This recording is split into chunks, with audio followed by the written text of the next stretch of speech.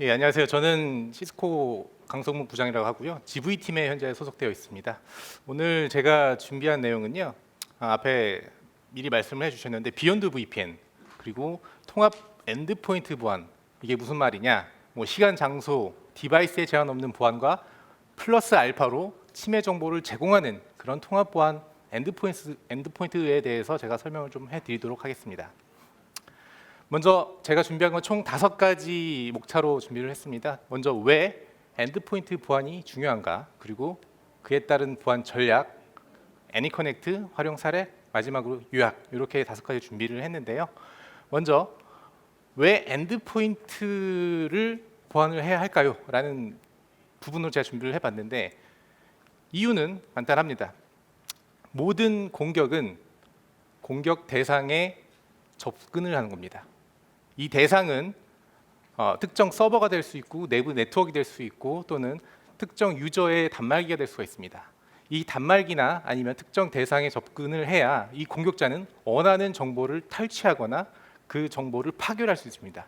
그렇기 때문에 왜 공격자의 목적을 알아야 하는지를 저희가 먼저 알아볼 필요가 있었습니다. 그리고 공격의 빅3, 즉 공격의 근원지, 그리고 벡터, 그리고 타겟, 요 3가지 빅3에 대해서 알아볼 텐데요. 그러니까 버라이즌 엔터프라이즈 조사 기관에 의하면 공격의 근원지는 인터넷이 가장 많다고 합니다. 뭐 이 공격의 근원지 중에서는 뭐 내부 네트워크의 바이러스나 뭐 웜을 통해서 전파를 하고 할 수도 있고, 또는 USB를 연결해서 그 USB에 연결된 파일로 인해서 공격을 할 수가 있습니다. 하지만 익명성이 보장된 인터넷, 그 해커 내가 공격을 했는지를 알려주지 못하게끔 하기 위해서 익명성이 보장된 인터넷이 현재 가장 많이 사용되고 있습니다.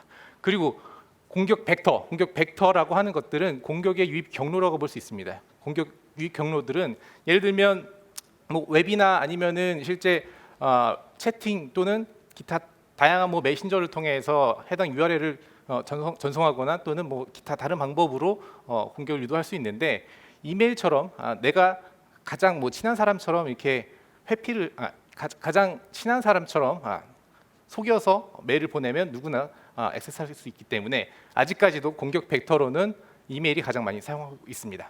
하지만 결국 이 인터넷을 통해서 공격하는 루트와 그리고 이메일을 통해서 공격을 하는 방법들은 결국은 목적은 엔드포인트라고 하는 겁니다. 이 엔드포인트에 대해서 왜 중요하냐면, 지금 저희 그 CISO 벤치마킹에서 확인해 본 결과 지금 이 엔드포인트에서 지금 침해가 일어날 경우에는 90%가 지금 말웨어를 이용해서 지금 타겟이 일어났다라고 이렇게 이야기가 되고 있고요.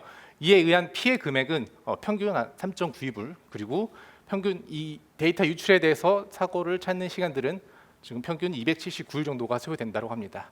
이렇게 데이터 유출에 대한 비용들을 줄이고 또는 말웨어에 대해서 막기 위해서는 어떻게 해야 하는지 엔드포인트 보안에 대해서 한번 알아보도록 하겠습니다.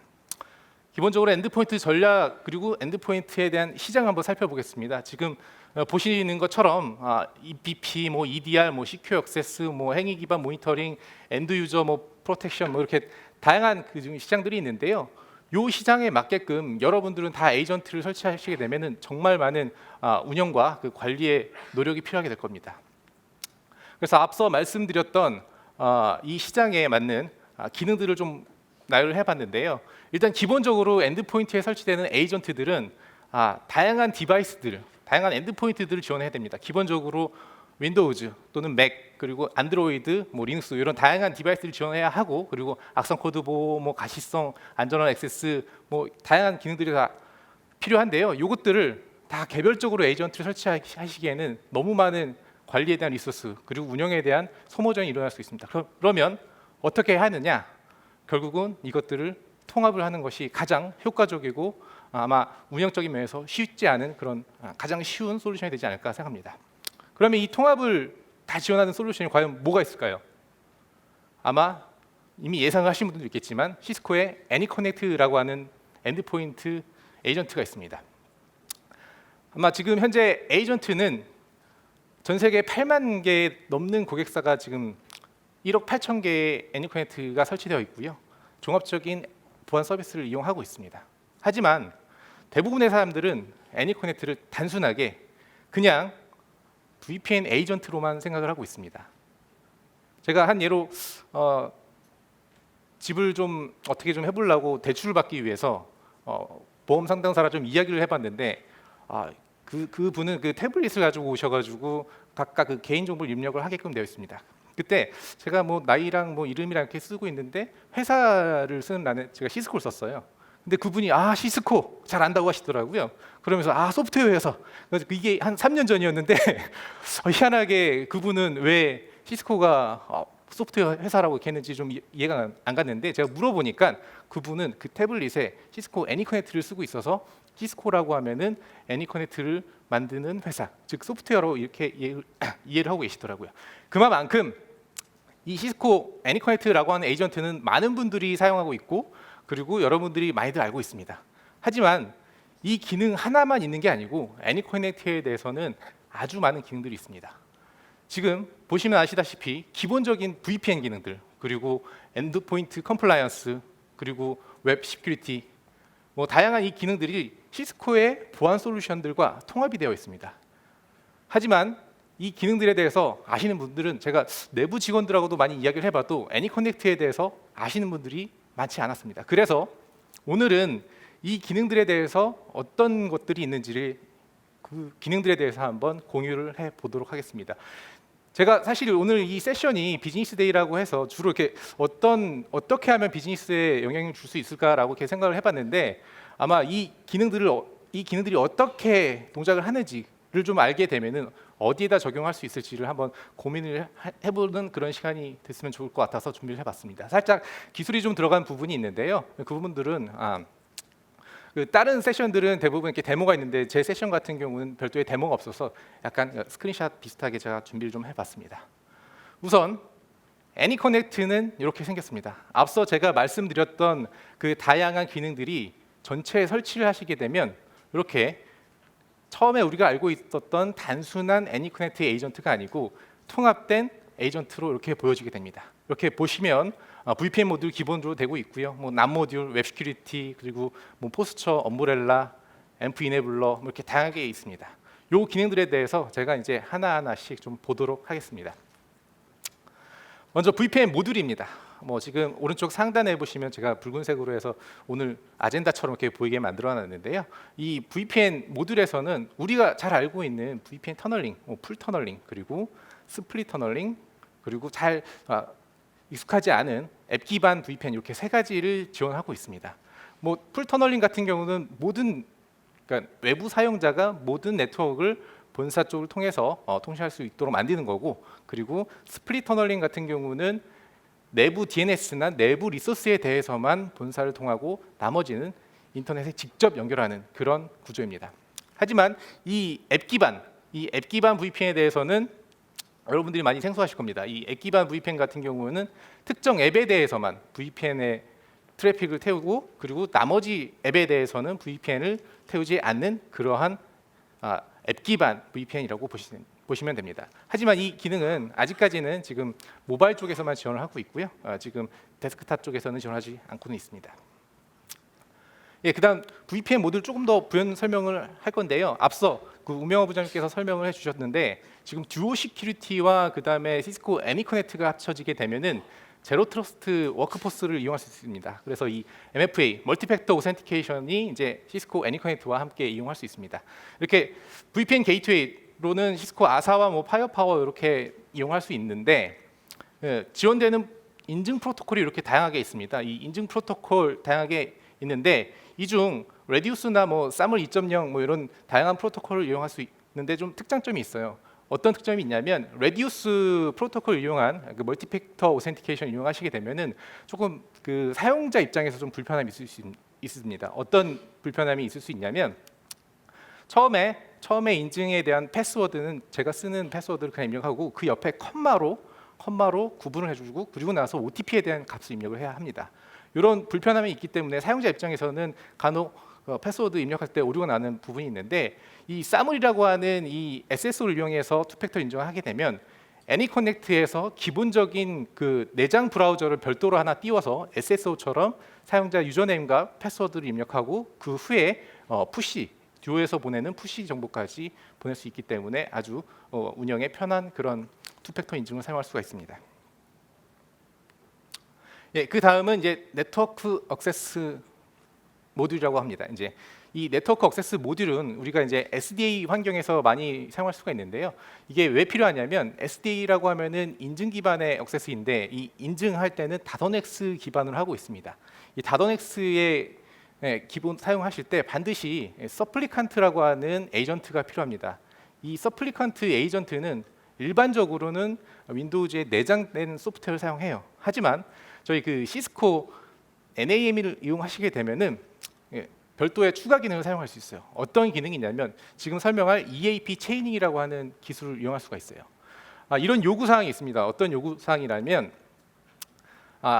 A라는 사용자는 A라는 단말기만 사용을 해야 합니다. 만약에 A라는 사용자가 A라는 단말기가 B라는 사용자를 이용하시게 될 경우에는 액세스를 차단하는 겁니다. 그런데 이거는 EAP 체이닝 기술을 사용하지 않게 된다면 계속해서 스태틱으로 그 사용자와 디바이스에 대해서 매핑 테이블을 만들어 놔야 합니다. 하지만 이 NAM 모듈을 사용하시게 되면은 그리고 EAP 체이닝 기술을 사용하시게 되면은 이 매핑된 정보를 가지고 저희 인증 서버에서 이 정보에 둘 다 인증이 완료됐다라고 했을 경우에는 그때는 허용해주는 그런 사용자와 그리고 디바이스에 매핑하는 그런 솔루션으로 사용할 수가 있습니다.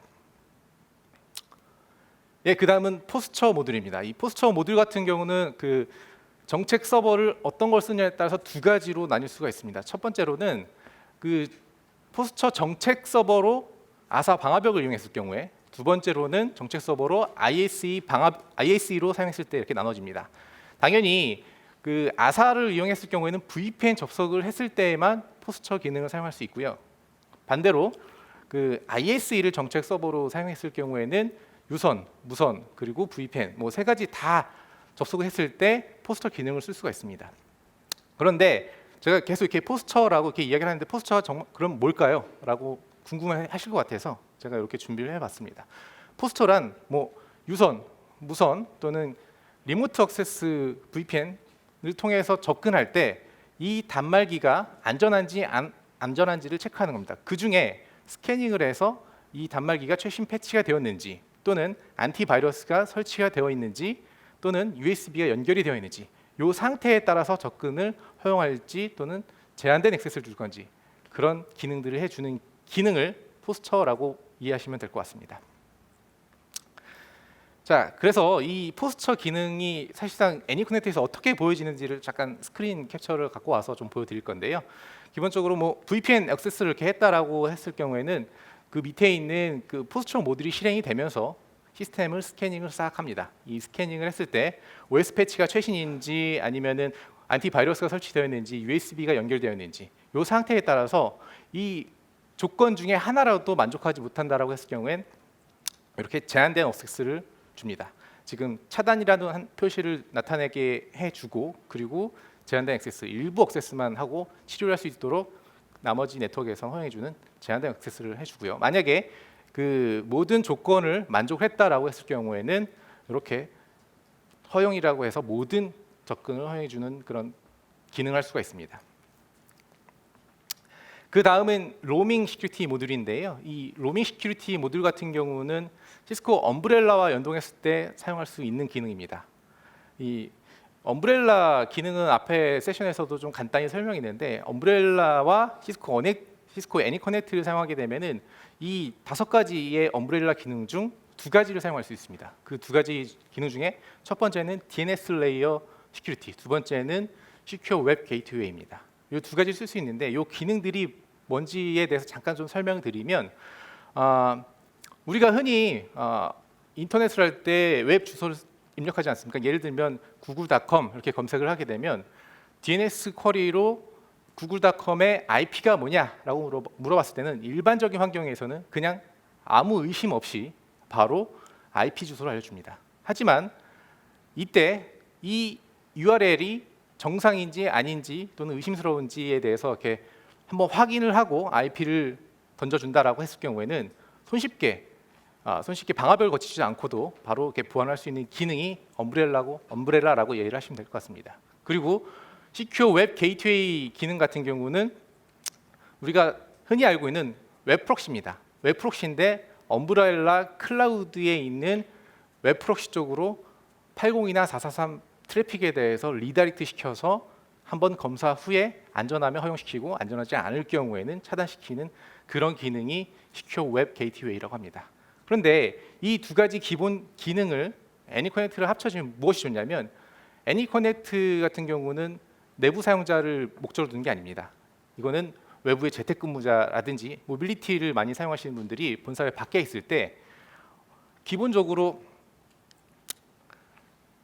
모든 사용자 VPN이 연결되기 전에는 무조건 다 사용자 마음대로 아무 인터넷이나 사용할 수 있었습니다. 하지만 그 인터넷 사용할 때 이 엄브렐라의 DNS 시큐리티, 즉 DNS 쿼리에 대해서 한 번이라도 검사를 해주는 기능이 필요한데 사용자가 개별적으로 DNS 주소를 수정을 합니다. 시스코의 엄브렐라 DNS 서버 주소로 입력을 하지 않고 이 엄브렐라 DNS 서버 사용하죠. 개인 사설 또는 일반 퍼블릭 DNS 서버 주소를 사용할 때는 보안에 문제가 있을 수 있습니다. 그럴 때 시스코 애니커넥트와 그리고 엄브렐라 로밍 시큐리티 모두 같이 쓰게 되면 무조건 외부 사용자가 VPN이 연결되지 않을 경우에는 DNS 서버 주소를 엄브렐라 쪽으로 자동으로 리다이렉트 해주는 기능이 애니커넥트의 시큐리티 로밍 시큐리티 모듈이라고 보시면 됩니다.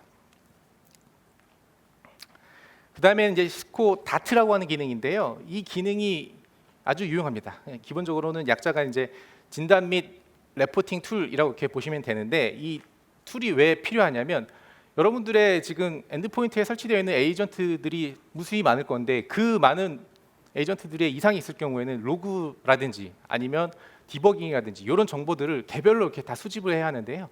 이 툴 하나만 있으면 다양한 애니커넥트에 설치된 그런 기능들을 한 번에 다 로그 수집이라든지 디버그 정보들을 한 번에 볼 수 있기 때문에 장애 처리라든지 원인 분석에 대해서 아주 유용한 툴이라고 보시면 될 것 같습니다.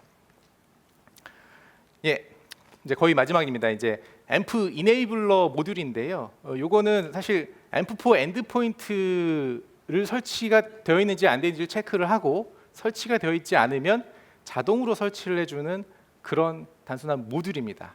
근데 이 모듈이 왜 필요하냐면 일반적으로 다양한 엔드포인트가 있는데 에이전트 설치하는 것 자체만으로도 문제가 큽니다. 뭐 액티브 디렉토리 환경이라고 하면은 쉽게 설치가 가능한데 그렇지 않고 AD 환경이 아니고 개별 그냥 윈도우 환경이라고 하면은 일일이 다운로드 받고 설치할 수 있게끔 이렇게 유도를 해야 되는데 이 앰프 이네이블러를 이용하면은 사용자가 VPN을 접근하거나 아니면 IS를 이용해서 유선 무선 접근할 때 한번 앰프가 설치되어 있는지 설치되어 있지 않은지를 확인하고 자동으로 설치하게끔 만들어주는 그런 유도 솔루션이라고 보시면 될 것 같습니다. 그러면 이 앰프 엔드포인트가 뭐길래 이렇게 이네이블하게 만드냐라는 부분이 좀 궁금할 수 있을 것 같아서요. 제가 앰프4 엔드포인트 기능에 대해서 조금 간략하게 좀 설명을 해보도록 하겠습니다. 앰프 엔드포인트는요, 저희가 이제 클라우드 형태의 이제 사스 기반의 차세대 엔드포인트 솔루션이라고 이해를 하시면 될 것 같아요. 위협에 대해서 뭐 지금 예방을 하고 모니터링도 하고 대응을 해줄 수 있는 이런 솔루션인데요. 실제 이 대시보드를 보시게 되면 정말 이 엔드포인트에서 일어나는 위협들과 그리고 엔드포인트의 위협이 아닌 일반 프로세스에 대해서 어떻게 동작하는지 그리고 어디서부터 어떻게 시작되는지를 이렇게 대시보드를 통해서 볼 수가 있습니다. 그래서 악성 코드는 어디서부터 유입이 됐는지, 초기 유입은 어디서부터 됐는지, 그리고 어떤 공격을 이용해서 침투를 했는지 이런 것들을 볼 수 있고요. 그리고 시스템 감염이 어디서부터 시작이 되었을지, 그리고 다른 엔드포인트에도 영향을 줬는지, 그리고 어디서부터 차단을 시작을 해야 되는지 그런 판단을 할 수 있는 그런 대시보드 제공합니다. 그리고 실제 이 파일에 대해서 해시값을 보면 레포트를 통해서 어떤 행위를 했는지 그런 것들을 보고 만약에 미탐이 돼서 이 파일 같은 경우는 무조건 악성 코드인데 악성 코드일 경우에 요거를 악성으로 저희가 판단을 하는 근거로 사용을 할 수가 있습니다. 그리고 이제 화면에는 보이진 않지만 MVM이라고 하는 기능이 있습니다. 이 MVM 같은 경우는 엔드포인트 가시성을 제공하는 그런 기술인데요. 기본적으로 UI가 없어서 오른쪽 하단에 보시면은 그 인포메이션 버튼을 눌러서 이 MVM이 설치되어 있는지 안 되어 있는지를 확인할 수가 있습니다. 자, 그럼 이 NVM이 뭐 하는 기능이냐면 엔드포인트에 있는 정보들 IPFix 기반으로 뭐 UDID라든지 디바이스 네임, 그리고 어카운트 타입, 그리고 기타 뭐 인터페이스 종류, 뭐 프로세서 상태 정보들, 이런 것들을 다 넷플로우 수집기 쪽으로 전달해서 이 것들을 분석할 수 있게끔 도와주는 그러한 모듈입니다. 사실 이 기능에 대해서는 한번 어떻게 쓸 수 있는지 활용 사례를 통해서 한번 알아보도록 하겠습니다. 일단 요즘은 점점 이제 탈중앙화 형태로 대부분 다이렉트 액세스를 할 수 있도록 하는 환경으로 바뀌고 있어요. 지금 5개 중에 4개의 회사는 지금 다이렉트로 인터넷을 사용할 수 있도록 지금 만들고 있는 환경이고요. 그런데 이 지금 다이렉트 인터넷으로 이용을 하다 보니 최근에 한 68% 정도는 지사나 이제 오피스 쪽에서 직접 인터넷에 연결했을 때 발생되는 그런 감염 원인이라고 이렇게 나오고 있습니다. 그럴 때 어떻게 해결할 수 있느냐? 제가 아까도 설명드렸다시피 애니커넥트와 엄브렐라를 함께 사용하시게 되면은 평상시에는 VPN을 통해서 보호를 받고, 그리고 VPN을 이용하지 않을 경우에는 엄브렐라의 로밍 시큐리티 모듈을 이용해서 무조건 시스코 엄브렐라 쪽으로 DNS 쿼리를 날려서 이 DNS 쿼리가 좋은지 나쁜지 이런 것들을 체크하는 것 기능을 활용할 수가 있습니다. 그 다음은 이제 악성 코드는 탐지했지만 실질적으로는 이 엔드 포인트에서 어떤 행위가 있었는지, 그리고 어떤 프로세서에서 이슈가 있었는지 그런 상태를 확인하기 너무 어렵습니다. 이 상태 확인을 하기 위해서 어떻게 할 수 있냐면 애니커넥트와 시스코 스텔스 와치 이 두 개를 합쳐서 이용하시게 되면은 관련된 정보를 볼 수 있습니다. 앞에 뭐 황성규 이사님과 그다음에 어제 세션에 이진영 부장이 스텔스 와치에 대해서 이야기를 했는데요.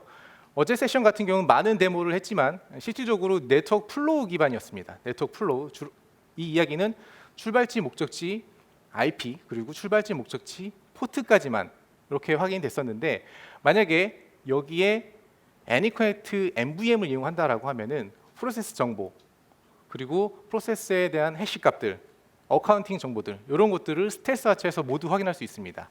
그래서 이 정보를 확인하는 데모를 잠깐 보여드리겠습니다.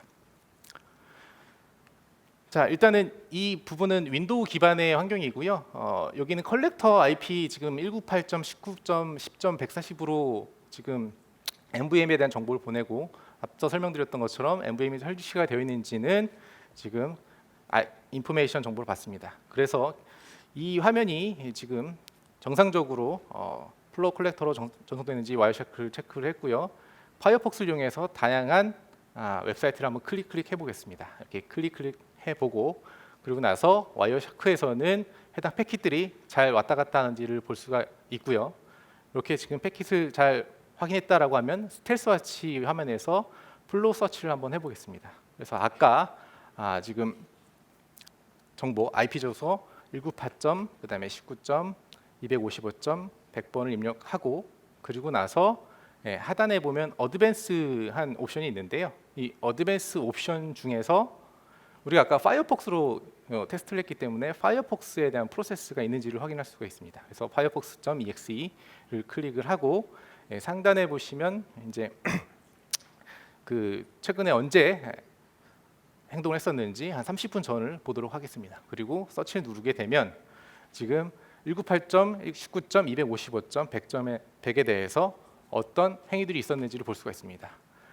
어제 세션에서는 출발지 IP 그리고 목적지 IP 그리고 포트 이 정보까지 봤는데요. 오늘 지금 NVM을 이용했을 경우에는 어떤 사용자가 이용했는지, 어떤 프로세스가 이용했는지, 어떤 페런트 프로세스가 이용했는지, 그리고 해시 값들, 심지어는 목적지 IP 주소까지도 이렇게 확인이 되는데요. 이 정보를 바탕으로 지금 보안에서 어떻게 활용할 수 있을지는 한번 여러분들이 많이 고민을 해보시면 될 것 같습니다. 그 중에 하나, 지금 제가 보여드린 것은 스텔스 와치에 대한 내용인데요. 이 스텔스 와치 말고 저희가 이제 서드 파티와도 연동을 할 수가 있습니다.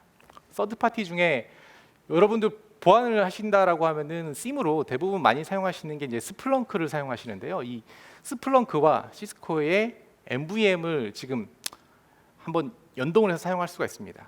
그런데 단순하게 NVM과 그다음에 스플렁크를 이용하실 때는 정보는 받았지만 여기에 대한 분석에 대해서 또 다른 챌린지가 있을 수 있습니다. 이 챌린지에 대해서 시스코가 별도로 이제 커스터마이즈드된 이제 스플렁크를 별도로 제공하는데, 이게 이제 시스코 CESA라고 하는 솔루션이 있습니다. 이 CESA를 이용하시게 되면은 지금 보시는 대시보드처럼 엔드포인트에서 전달된 침해 관련된 정보들을 확인할 수가 있고, 여기에 따른 레포트를 보실 수가 있습니다.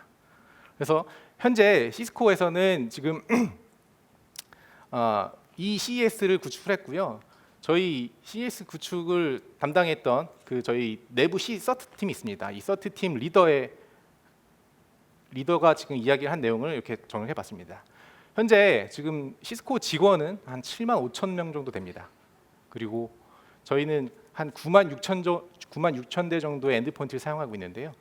이 시스템을 도입한 이후에는 아주 많은 가시성을 받았기 때문에 며칠에서 몇 시간 정도 침해 조사 시간을 줄였고요. 그리고 엔드포인트의 가시성을 아주 많이 높였다라고 합니다. 그리고 이 솔루션 없이는 다른 솔루션으로는 가시성을 만족을 할 수 없었다라는 그런 이야기를 할 수 있었습니다.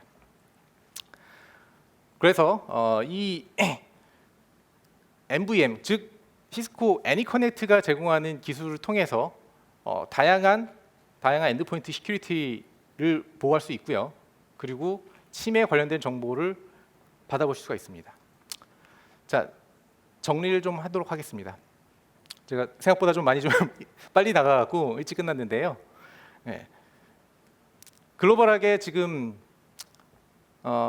사용하는 툴이 한 75개 정도 된다고 합니다. 지금 보안 관련된 툴이 앞서 그 KB 고객사 사례에서도 300대 정도의 지금 보안 장비를 사용하신다고 하는데요. 이것 자체를 고민하시는 비율이 한 91% 정도 된다라고 합니다. 그리고 한국 같은 경우는 앞서 말씀드렸던 거는 그냥 단순한 툴이고요. 이거는 보안 제조사입니다. 벤더사. 10개 이상 보안 제조사를 사용하는 업체는 지금 한국에서는 56%라고 합니다. 그리고 현재 여러분들은 얼마나 많은 지금 엔드포인트 에이전트를 사용하고 계십니까? 이 엔드포인트 에이전트를 이제는 단 하나로 시스코 애니커넥트로 통합을 해주시면 보다 효과적이고 쉬운 엔드포인트 보안을 이용할 수 있을 것 같습니다. 그래서 이 애니커넥트 하나로 여러분들은 모두 다 이용할 수가 있습니다. 제가 좀 일찍 끝냈는데요. 제 세션은 여기까지 마무리하도록 하겠습니다. 감사합니다.